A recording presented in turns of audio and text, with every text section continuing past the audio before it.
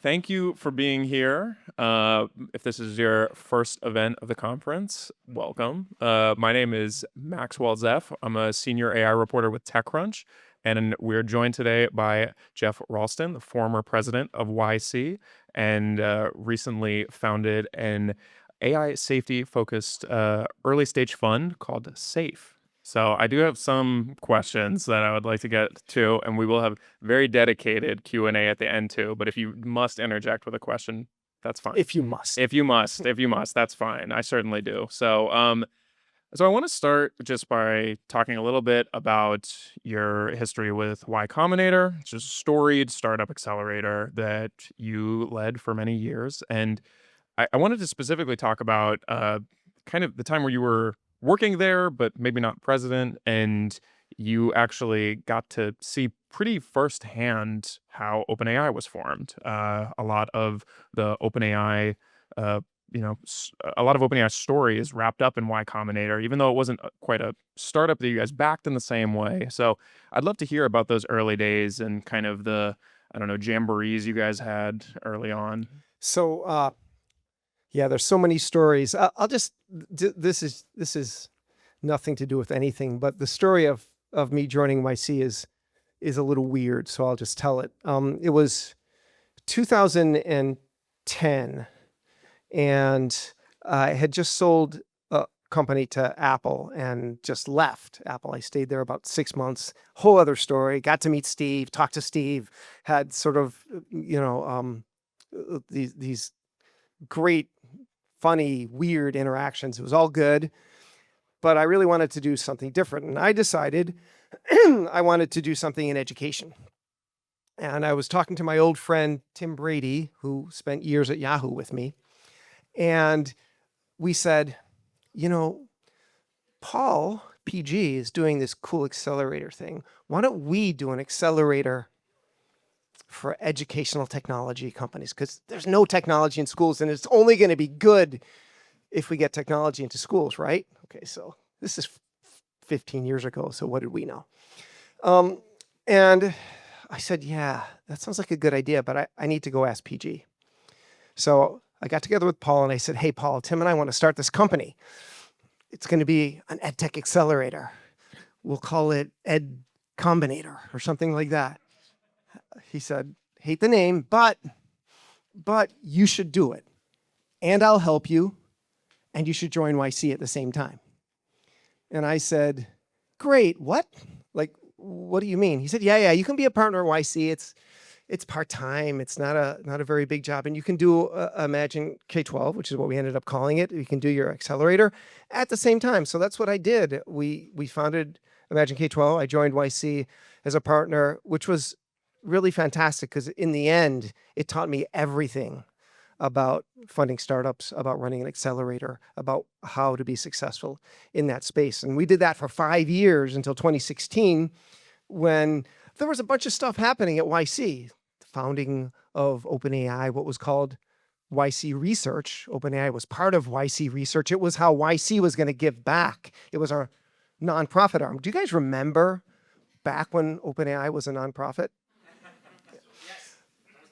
Yeah, I mean, technically still is nonprofit. Few there had front row seats to that story, and so in 2016 I got one job, which was just to be at YC, and Sam got two because he founded YC Research, OpenAI especially, and was running YC, and it was a really cool time. I mean, OpenAI was there because Sam believed deeply that that artificial intelligence was going to not just matter, but be of existential importance to the future of humanity. He believed that early, to his credit.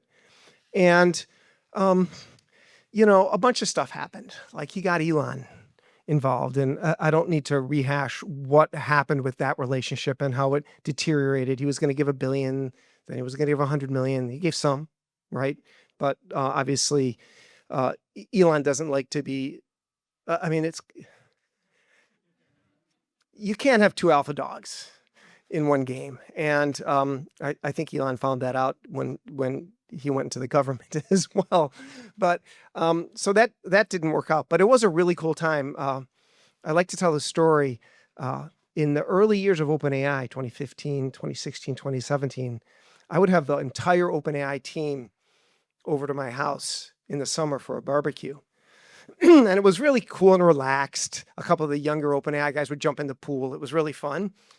But the highlight was always we'd go around and say, so 50%, when's AGI gonna happen? And in 2015, even 2015, the range stayed about the same. It would be 5 years to 100 years, but the average lowered. But it always came to around 2030. So 15 years in 2015, and 14, and around 13, which in retrospect seems to be about what everyone, well, in retrospect, everyone's like, if you ask people now, we were just looking at this morning, pretty much people say, yeah, end of the decade, 2030-ish. I don't know if we mean the same thing now that we meant then, but what is clear is that since 2022, which by the way, so I wasn't the president for that long as Max implied. I was the president for about 4 years, but at the end of 22, when I left YC, of course, ChatGPT was in the wild. And that seemed, for many of us anyway, to change everything. And so I think, the whole world kind of shifted for many of us, maybe for the world too, although that remains to be seen. So, I mean, I want to just kind of, touch back on like when you had the early OpenAI staff over for parties and whatnot. Like, how much of those early conversations were about AI safety versus, I don't know, AI generated social media apps and whatnot? Yeah. Do you guys remember what happened 10 years ago? I can barely remember last week, but no, the conversations were not about, well, look, OpenAI was formed for AI safety.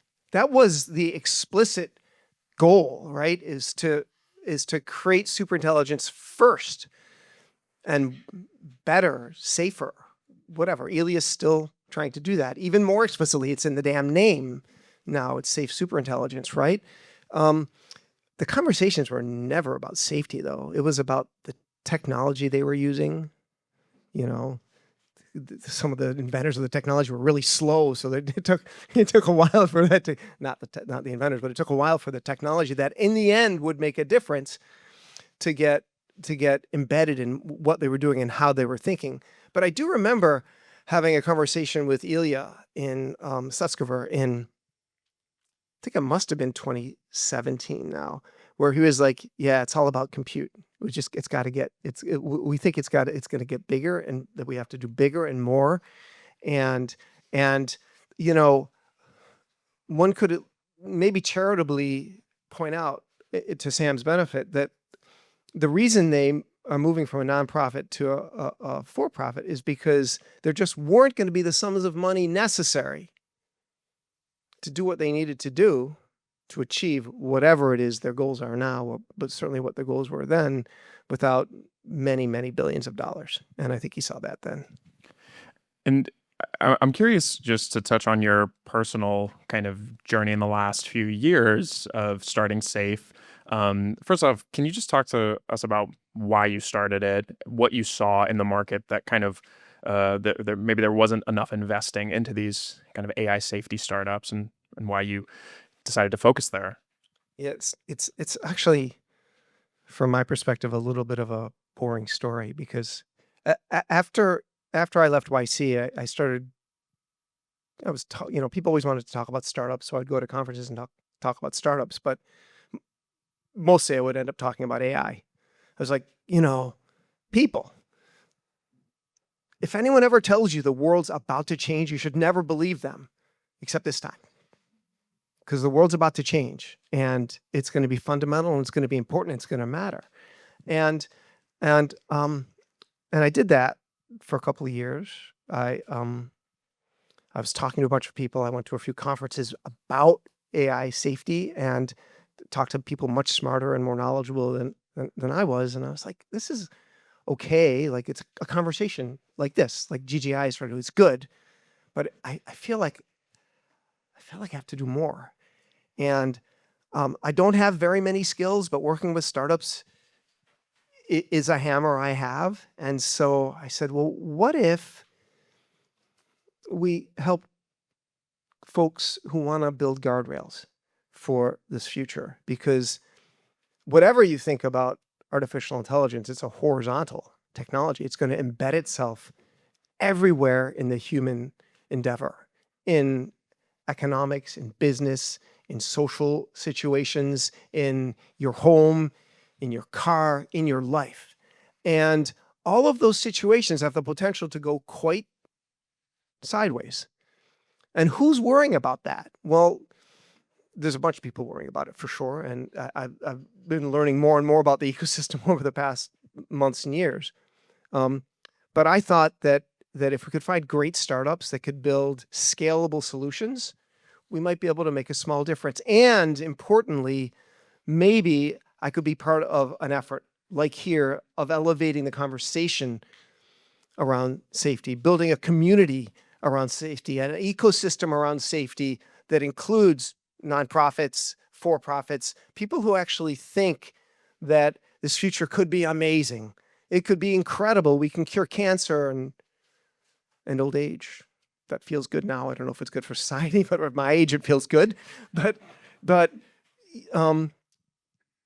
and solve humanity's deepest, darkest, hardest problems. But as you all know, I always make the point, any sufficiently powerful technology clearly needs guardrails, needs safety. We always do that, right? I was watching a plane take off the other day, and just like I was struck with wonder that it's like the safest thing you can do. It's an amazing, incredible achievement, and it didn't happen for free. We paid for it, right? Like we eat food all the time without a second thought. We paid for that. The FDA is no freaking joke. And you can argue about regulatory capture, and it's gone too far, but we pay for safety. And we always have, and we always should, because any technology has multiple uses, whether it's a hammer or, a nuclear, what should I say? A nuclear thing, a nuclear Bomb, warhead. a nuclear core. Well, a warhead's clearly only one choice, but the technology of nuclear power is the obvious canonical example of dual use, multiple use. So Yeah, anyway. no, I think honestly, your story is fascinating to me, because I think that, for so long you were the face of Y Combinator, which is really viewed in my eyes as like the heart of Silicon Valley in a lot of ways. Like it is like startups building things on the cutting edge, trying out these crazy ideas, seeing what sticks. And I think in recent years, there has been a certain opposition from that group towards AI safety. And I think that, like, specifically with Y Combinator, they were one of the most outspoken kind of opponents to 1047. I remember there was a letter that Gary Tan, I think he spearheaded, and his name was definitely on, opposing 1047, saying this would hurt startups, hurt California. And I'm just curious, and he's not alone. It's Mark Andreessen too. They've kind of demonized some of the AI safety crowd. Peter Thiel is certainly demonizing that crowd right now. And I'm just curious, like, how did we get here to this moment where it feels so backwards from kind of, for you were, really at the center of it. And now you're kind of fighting to make startups, to build startups with better guardrails. Isn't it's so strange how safety for some people has become a dirty word, right? Like, oh, safety. You must be one of those D cells, huh? You want to kill innovation. People use, like, you can see lots of podcasts about this. They want to take away our future. People worried about, in any way, the safety implications of artificial intelligence are killing people. Because everyone who dies of cancer, everyone who dies in a car crash, you could have saved their life if you didn't get in the way. And, there's a certain logic and truth to that, right?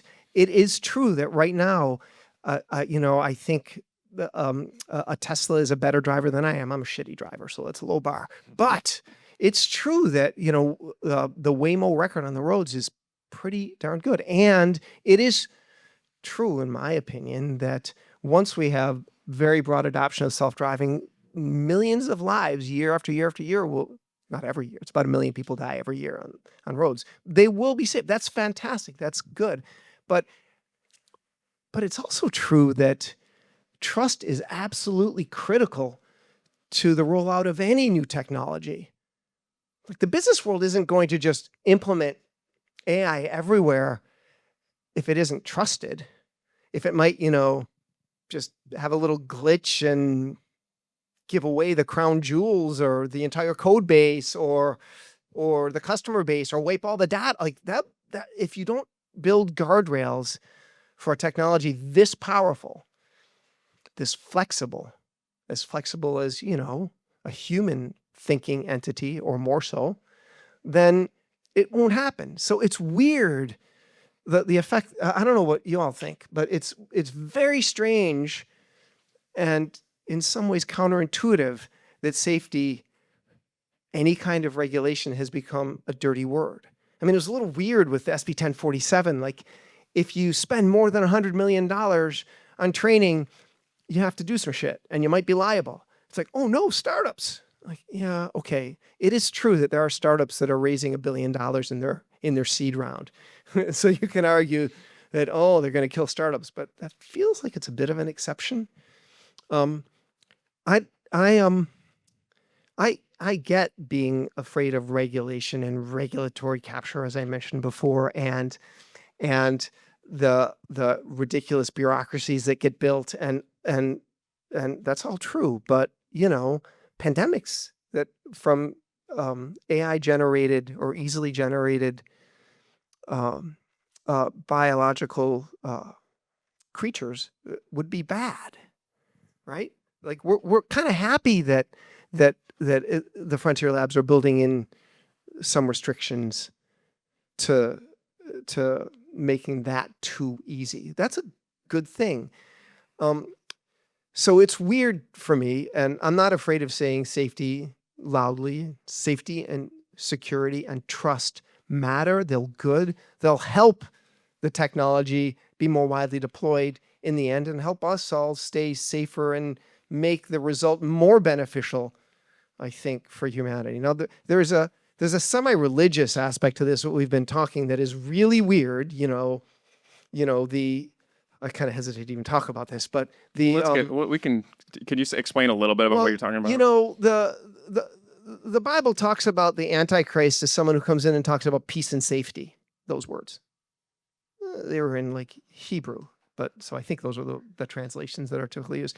And there are people who think that the people who talk about peace and safety are on the wrong side of good, of the Manichaean fight between good and evil. I think specifically Peter Thiel has been, and maybe others. I don't know. It's a weird aspect of this. But like Mark Andreessen has come out and said, if you're evil to want any sort of guardrail in place. So I know there's some weird aspects of this fight against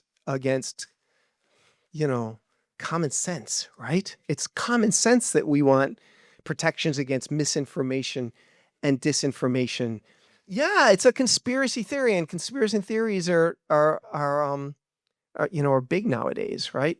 Can I ask you very, very straightforwardly something I've been wondering? Like, do you think YC is making a mistake by positioning itself against the AI safety stuff right now?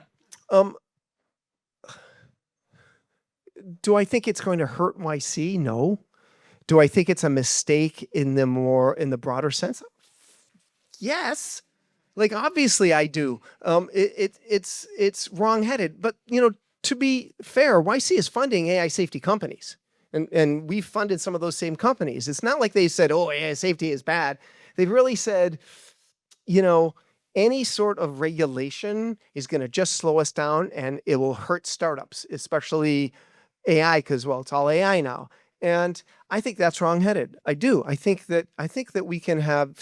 I mean, SB 53 is a good idea. It's pretty light, but at least it's a transparency requirement. And Gavin actually signed it. Yay! Yeah, so Right. So that's it's going to be a law. something like I know it's not much to hang on to, but there shouldn't be state by state regulation. Optimally, we would say states don't do this. We got this.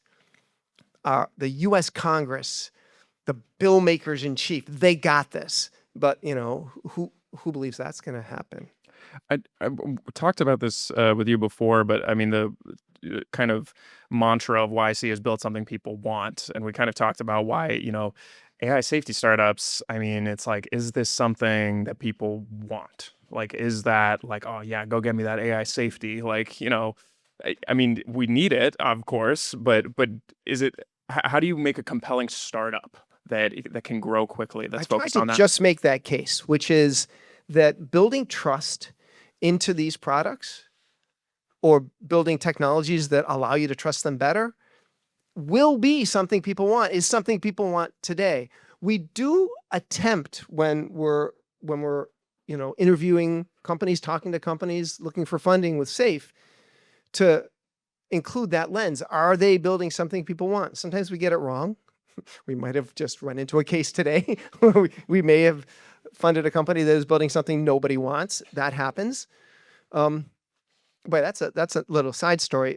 The reason YC's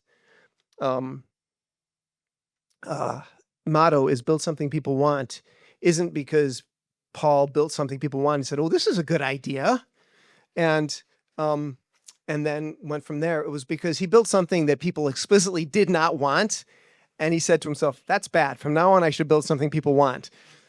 And his next company, he did actually build something that at least Yahoo wanted, because the reason I met PG was because his company got bought right after my company, and his company was bought in 1998 to build Yahoo Shopping, the first real B2B SaaS company. It was via web, which Paul built. And I mean, I think right now it feels like a particularly explosive moment in the AI boom, with like the $100 billion AI infrastructure rollouts that are happening right now. And I mean, I think that I'm curious, like, why this moment has really piqued your interest to start explicitly investing in AI. And could you just talk for a second about just like the kind of the feeling of importance that this moment has for you as an investor and a builder? I don't know about you guys, but I wake up in the middle of the night and I can't get back to sleep because of the thought of how everything is changing so fast. And it feels like, hard to imagine being able to make a difference, being able to grab onto something and say, okay, let's matter here. And SAFE is our small effort to do that. I don't think it's going to change the course of humanity. Maybe it'll play a little small role in raising the conversation. I think we were just talking about the amount of money being spent. So the accelerationists, the people driving towards the answer that Eliezer Yudkowsky and Nate Soares are terrified of, that are building it, are spending trillions, right? We're maybe spending tens of millions, right? And you might think you might spend a couple of percentage points on the future of humanity, the beneficial future. You might think, now, that's a little unfair. They're saying, no, this is for the benefit of humanity. But we all understand that whether the technology goes off on its own and does less than beneficial things, or whether someone uses it to do those, both possibilities exist. And I think as a country, as a species, we ought to think really hard about that as we come to this next stage. And so the answer to your real question is, because it's all happening now, man. Since 22, it was like they were right. Sorry, they were right in 2015 and 2016. The end of the decade, this shit is going to be real. I believe that deeply. Yeah. And I mean, I think that what's also interesting to me this past week is just all of the efforts from leading AI companies to build products around AI that don't really feel like they're advancing towards superintelligence or advancing towards safety. They're advancing towards making money. Like we've seen kind of social media apps with AI at their core. Or Meta said this week that it was going to start using the contents of your AI chats to advertise to you on Facebook and Instagram. And I'm curious, like, With what you make. there's no opt-in either. No, You just that is just the reality. Yeah. And I'm curious, like, what you make of these kinds of things where it's like we've created these very powerful tools and we are introducing some incentives that to me seem concerning, but I'm curious what you think about them. well, that's the right word. Incentives drive human behavior, whatever those incentives are. The problem these AI companies have, these frontier labs, is that their capital expenditures are incredible. The cost of their inference is more than they're getting paid for it, and that's a hard thing to make up in volume. So you need secular sources of revenue that are going to make this thing not a bubble, right? The only way you so I saw a stat that half the growth in GDP is from spending on data centers and all the stuff that goes into a data center, which includes GPUs, et cetera. If you're going to spend, what did Sam say? He wanted to deliver 250 gigawatts or use 250 gigawatts of capacity by 2033 or something like that. That, like, trillions of dollars of spending, right? You have to drive enormous revenues to be able to do that. Facebook, Meta, Google, like, revenue streams. They're doing great, right? But what's the revenue going to be in? I mean, incredible growth. Let's not gainsay it. From 22 to 25, their revenue went from essentially zero to, I think, 13 to 15 billion dollars in 2025. That's good. And I mean, it's good. But the thing I hear from employees is that, like, yeah, the consumer business, it powers the mission. The consumer business makes money to do AI research, to do AI safety research. It funds that. But I mean, when you've been in Silicon Valley, you've seen some companies like Google and Facebook evolve over the years, and they all start out with the kind of very clean sounding mission, and then it kind of gets sullied over time. And I'm curious if you feel like now is different, or if you feel like we're watching a story we've seen happen again, repeat over, but maybe with higher stakes this time. We were just talking about the cyclical nature of history and business cycles and history rhyming. And yeah, I think this looks like tech rollouts over history, sure. From the printing press, Tim was saying, to the railroads and the booms and busts that they created. And I think there's likely to be a bust here, in my uneducated opinion, likely. But I don't know that it'll matter in the arc of the rollout of this technology. It's sort of, who was around in 2000, right? I was there. I felt that in March of 2000. But, my reflection right after it happened was that, I was running Yahoo Mail at the time. No fewer people were coming into Yahoo Mail day after day after day to get a new account. Didn't change. The growth of the usage didn't change. Just like, people were poor. But the technology was one of those fundamental permanent changes in how the world operated. And so bubbles come and go, but that didn't. And that's the same for AI. It's not like, a Stanford kid told me, a year or so ago, I don't remember how I did school before ChatGPT. They ain't never changing, right? Like, I don't know how, like, we are going to change how we teach our children in the future, inevitably. I don't know exactly what that looks like, but I was talking to a professor from my alma mater, Dartmouth College, who taught English there, and he was one of the people who ran the freshman English seminar where they have 18 kids and you learn how to write. And I asked him, I said, like, well, how many of the kids do you think are using, the LLMs or ChatGPT or whatever, Claude? And he said, I don't know, maybe 30, 40, 50%. I said, no, they're all using it. Every single one. They might be using it different, but they're all using it. And so this change is, barring cataclysms that are hard to predict, and scary, is secular.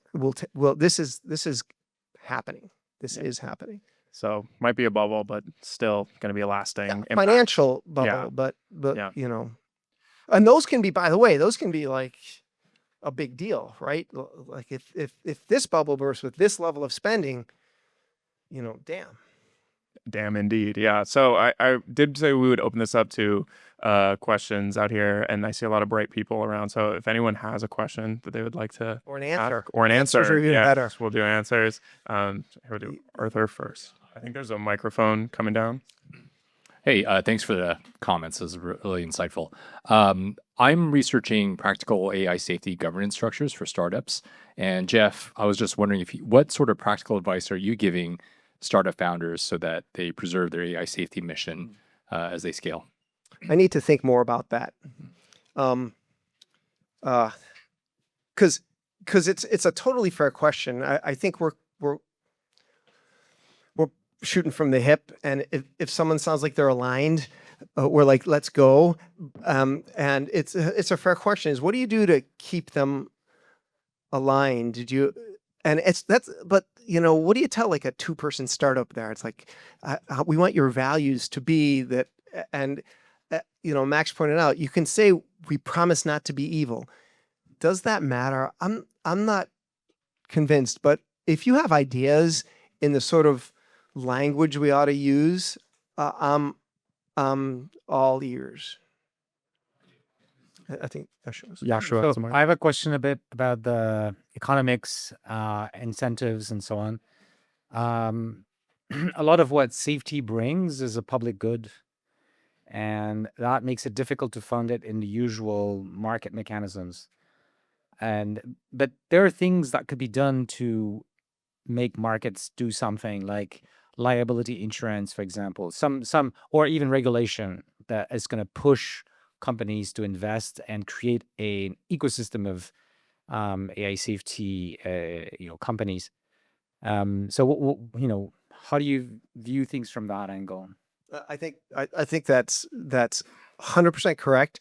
And I think some things you can push into industry with sensible regulation, that'll be helpful. We funded a company called the AI Underwriting Company, which is trying to create a set of criteria to make agentic deployment insurable, which is great and can make a difference too.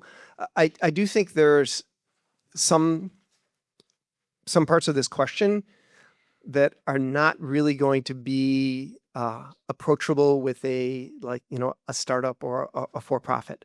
So personally, I'm very interested in philanthropically supporting like research. Like I think X risk, it's not good. It's like maybe it's Anelia or a Softmax, or the companies who believe they can create a safer superintelligence maybe before the bad maybe, and you can imagine a for-profit version of that. I think the games we're playing, we're playing small ball. I'll admit that, it's okay, but I do think that research into some of the harder questions of how you actually can imagine during I say we're in a window of hope, right? Because I think once the superintelligence is really there, I suspect it's not going to let us, take a screwdriver to its innards. I'm just guessing. Maybe it will. Maybe it'll say, yeah. Like it'll be like, Hal, come on in, Dave. Go ahead. You know, plug there, whatever. Go ahead. But I doubt it. So I think during this time, any work we can do that has any potential to on the really hard and so far not, I don't think so fruitful research area of how to align something that gets smarter than us is a smart idea. So I do think there's room for philanthropy and there's room for structure to create profit incentives and companies that can grow and scale. And I do think there's other things you can do, like the AIUC is in liability, et cetera. So I think that's right, and it gives me some hope too. Hi, my name's Kylie Ravison. Thank you for your talk today.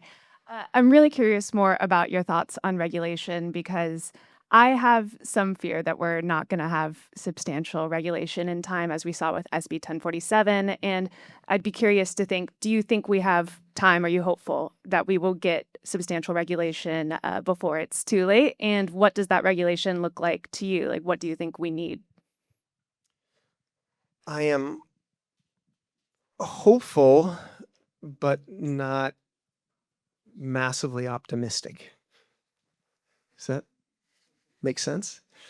I don't know. So look, I supported SB 1047. I supported SB 53. It passed. So like that alone is a hopeful thing, right? We have at least transparency requirements, critical incident reporting requirements, and whistleblower protections. That's good, right? It's not nothing. I support the RAISE Act in New York. I support smart local efforts, even though I agree with my compatriots at YC. It's a terrible idea to have state by state. It's not a great way to build a regulatory regime. But again, I am very not hopeful that the U.S. is going to do much about that. There's other efforts around the world which hopefully will infect what happens. The other thing that gives me a little hope, this isn't like a great thing, we were talking about this earlier, is that maybe if we have a little disaster, like not so bad a one, it'll wake people up. What does that look like? What is a little disaster? Like a pandemic that is like, that only kills 30, 35 million people. A little disaster.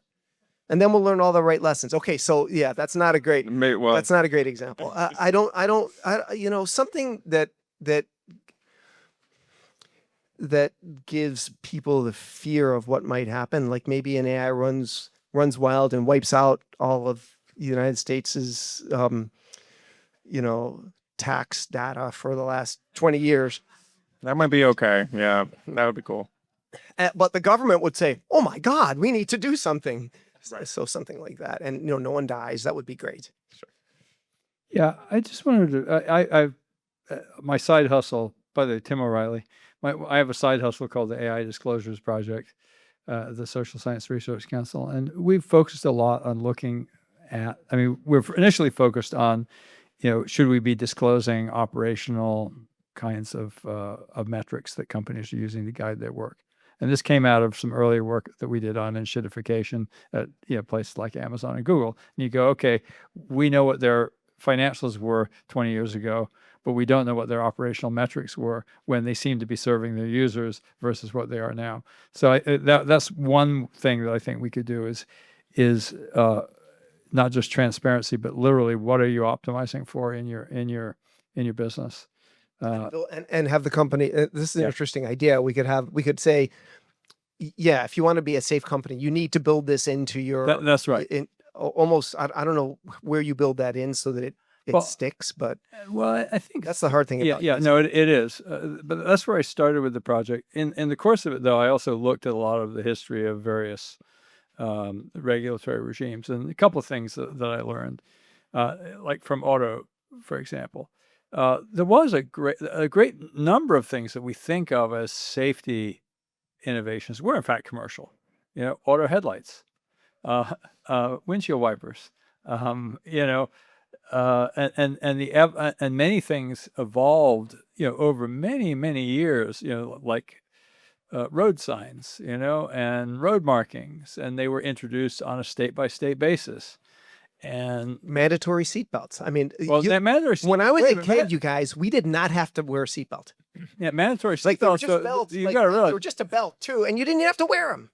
right? But that was almost 70 years after the introduction. I know, but it's Yeah. weird. Like we So- just sort of accept that as like, oh, it's such painful regulation we have to put on. Right, seat- but I think that's would be the point that I would make is that, and this came from some lawyers that I talked with. It was like, I think we do a lot of premature regulation these days, and often regulation evolves out of torts, right? So people sue, and somebody goes, "Oh, wow, bad things happen," and so in some sense, I think what you're doing is absolutely right. Safe, invest in things that are the equivalent of headlamps. They're literally useful to the user, and so they catch on, and they increase safety.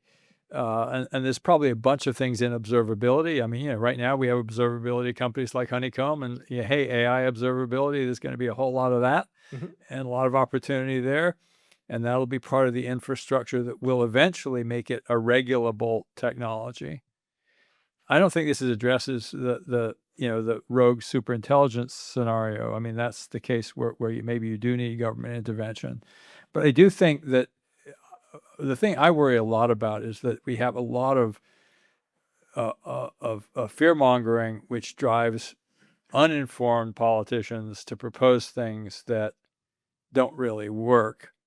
And I think we could do with, like, I think that the labs take the fear of superintelligent escape pretty seriously, and politicians aren't going to make them more serious about it. At least that's my take. You might be surprised what billions and billions and billions of dollars can do to people's thought processes. No, that's true. I know. I totally am subscribed to Upton Sinclair's thing. What a man believes. It's very hard to get a man to believe something when it affects his paycheck. Yeah, I mean that's kind of maybe it's the joke on all of us. Like these people are. I mean, remember, like, people like our friend Yashua over here are getting offered $100 million a year. Yeah. To go to the dark side. Tempting, right? Just work at Meta for a year, so I ruin some kids' lives, whatever. $100 million. Like the right, temptation but again, I'm not saying that's okay, but Meta ruining kids' lives is something that is amenable to people the company being sued, and eventually you recover from those kinds of disasters.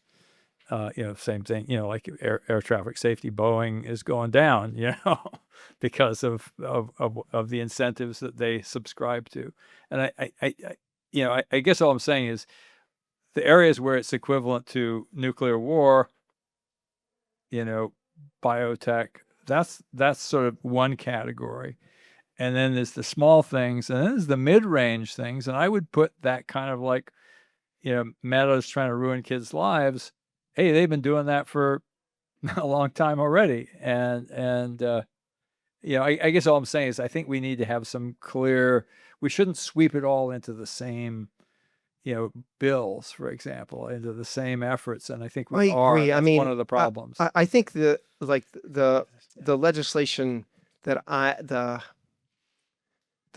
the public guardrails I'm most interested in now are more revolved around X risk or very, very, very, very scary risk.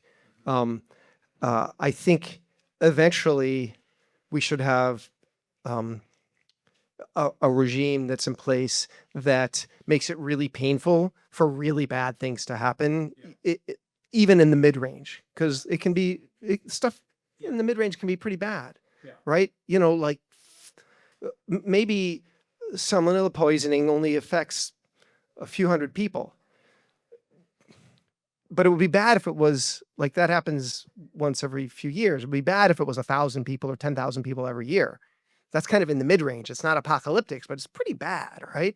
And I think we're happy the FDA is there inspecting, meat plants or farms or wherever they do. I think we have one more here. Oh, yeah. Geoff, question about funding sources for funders. So as I see it, yeah, like LPs, as I see it, there's mission-driven capital for mission-driven funds investing in mission-driven founders. What do you think it'll take, or is it possible to get pensions and endowments behind safe and secure AI startups that might not have hyperscaler, Anthropic, OpenAI potential? Yeah, it's an awesome question. Well, I punted that question. I have 0 LPs right now, because I don't want to have to talk to anyone about the ROI they're going to get or their IRR. Which LPs, they're almost all fiduciaries, right? Not all. Some LPs are just people who will throw money in. But if you want an institution, they're going to be fiduciaries. So I think the answer to that is, well, we got to do what we've been talking about. We've got to make these profitable companies. If these companies, that's what I used to say when I was in the ed tech thing, just wait, we're going to get an exit. So we need someone to get a return and to believe that these companies have real potential to bring a return. But that's not crazy. I mean, look at the cybersecurity companies. It's the same general idea, and they're going to do great, and people will get a great return. I just think we have to persuasively show that these companies are starting to get traction. They have real revenues. They raise seed, then Series A, then Series B. And this is the venture world we're talking about, and there's growth. And then eventually you'll be able to explain to the LPs, look, my fund has, on paper, 4 times, MYC. We're doing great, sorry for the venture terms, but whatever, like we're doing great. And then I think you'll be able to make a better and better case. Till then, I think it's going to be hard. I'm just curious, what does an exit look like for an AI safety startup? Like Anthropic or OpenAI acquires you, or do you have other ideas of like what exits could look like? Um, I'll move the mic while you answer. So Because licensed products. yeah, that's like in the venture world, an exit is either an acquisition or a public offering. There's not Right.